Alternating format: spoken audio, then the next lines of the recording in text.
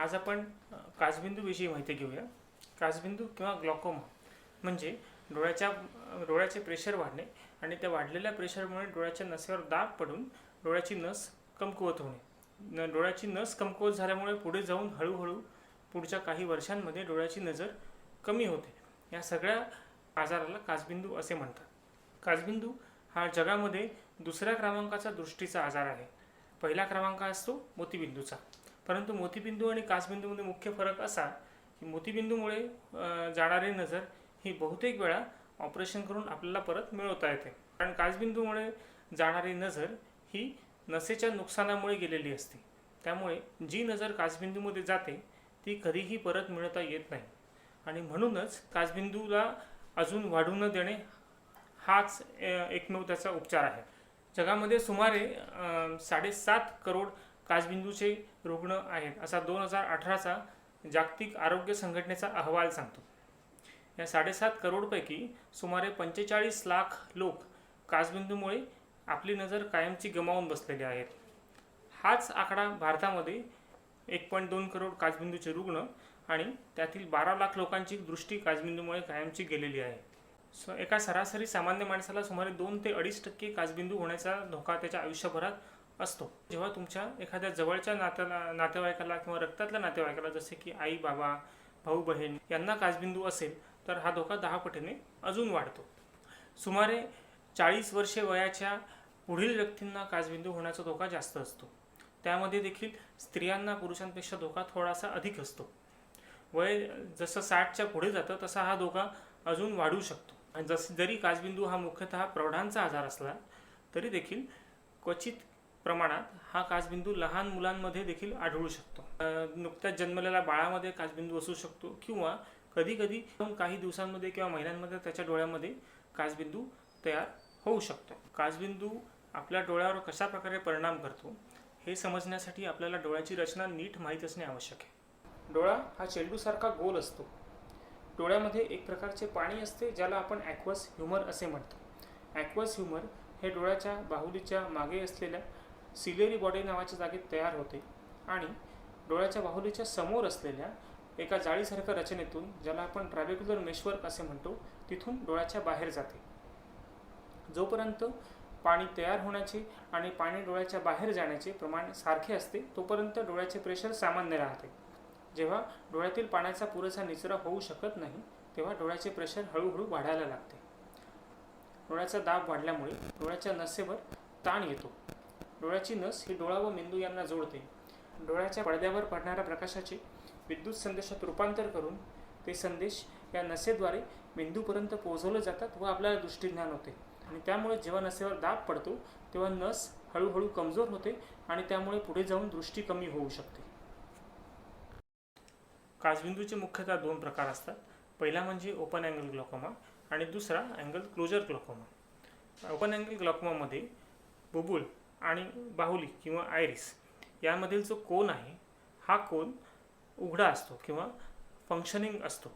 Closed angle ग्लॉकोमामध्ये हा कोन बंद झाल्यामुळे डोळ्यातील पाणी त्या जाळीपर्यंत पोहोचूच शकत नाही आणि म्हणून त्याला क्लोज्ड अँगल ग्लॉकोमा असे म्हणतात. ओपन अँगल ग्लॉकोमामध्ये डोळ्याचे प्रेशर वाढण्याचे मुख्य कारण म्हणजे डोळ्यातील पाण्याचा पुरेसा निचरा न होऊ शकणे.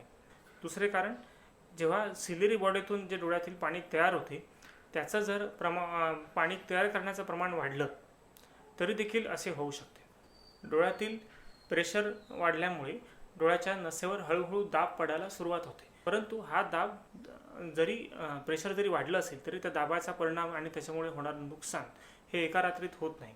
त्याला कितीतरी वर्ष जावी लागतात आणि म्हणूनच पेशंटला याचा त्रास जाणवत नाही. त्यामुळे जेव्हा पेशंटला समजतं किंवा कळतं की माझ्या नजरेत दोष आहे, मला कमी दिसतं आहे, तेव्हा फार उशीर झालेला असू शकतो आणि म्हणूनच त्याचे लवकर निदान करणे हे अत्यंत आवश्यक ठरते. या प्रकारच्या काचबिंदूमध्ये जेव्हा पेशंटची नजर जाते तेव्हा ती नजर सुरुवातीला साईडची नजर जी असते, आपण म्हणतो की मला बाजूचे कमी दिसते, अशी पेशंटची तक्रार असते आणि त्यानंतर जसा वेळ जातो तशी ती नजर हळूहळू समोरची देखील जायला चालू होते. काचबिंदूच्या शेवटच्या टप्प्यामध्ये त्याला एका छोट्याशा पाईपमधून किंवा टनेलमधून पाहिल्यासारखे त्याची नजर असते. ओपन अँगल ग्लॉकोमा हा सहसा कोणालाही होऊ शकतो, परंतु त्यातही मधुमेह, प्रौढत्व, फॅमिली हिस्ट्री असणे किंवा रक्तातल्या नातेवाईकांना काचबिंदू असणे, स्टेरॉइड्सचे बऱ्याच काळासाठी सेवन केलेले असणे आणि दूरचा जाड विंगाचा चष्मा असणे, या लोकांनी आपली स्वतःची तपासणी कमीत कमी वर्षातून एकदा तरी करून घेणे आवश्यक आहे. काचबिंदूची तपासणी करताना आपण डोळ्याची नस तपासतो, ज्याला आपण फंडोस्कोपी असे म्हणतो. डोळ्याचे प्रेशर आपण चेक करत असतो. त्यानंतर काचबिंदूची सर्वात महत्त्वाची तपासणी म्हणजे पेरिमेट्री, ज्यामध्ये आपण दृष्टीचा परीघ किंवा तुमच्या डोळ्याची व्हिज्युअल फील्ड कशी आहे हे तपासतो. काचबिंदूची अजून एक महत्त्वाची तपासणी आपण नेहमी करत असतो, त्याला OCT असे म्हणतात. तुमच्या डोळ्याचे नसेचे स्कॅन या OCTद्वारे केले जाते. हे स्कॅन किंवा ही OCT तुमच्या डोळ्यातल्या पडद्याच्या पेशींची हेल्थ तपासते आणि आपल्याला त्यावरून निष्कर्ष काढता येतो की तुम्हाला सध्या काचबिंदूचा धोका किती आहे आणि पुढे जाऊन तो धोका कितपत वाढू शकतो. ओपन अँगल ग्लॉकोमाच्या उपचारासाठी मुख्य करून आपल्याला 3 प्रकारे त्याचे उपचार करता येतात. पहिली म्हणजे मेडिकल ट्रीटमेंट किंवा आपण जे ड्रॉप्स आणि गोळ्यांनी उपचार करतो ते, ज्याच्यामध्ये आपण डोळ्याचे प्रेशर हे डोळ्यामध्ये रेग्युलर ड्रॉप्स टाकून कमी करण्याचा प्रयत्न करतो.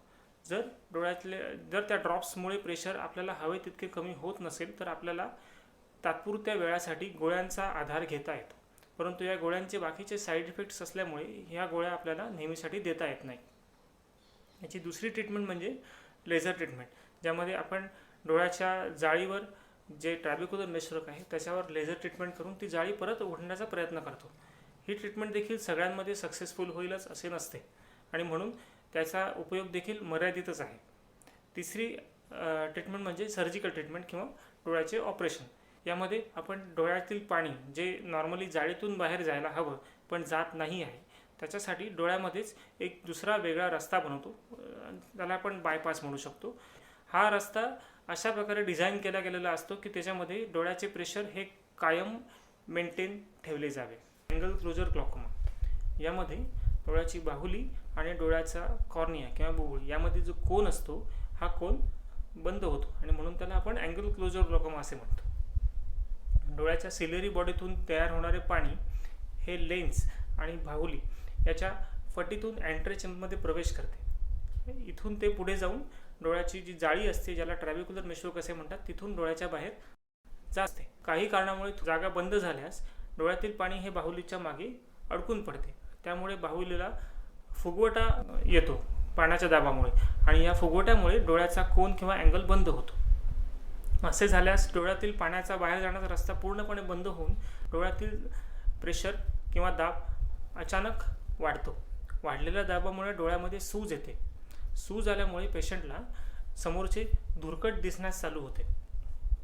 तसेच त्याला एखाद्या बल्बकडे किंवा लाईटाकडे बघितल्यास त्या लाईटाभोवती इंद्रधनुष्याप्रमाणे सप्तरंगाचा पट्टा देखील दिसू शकतो.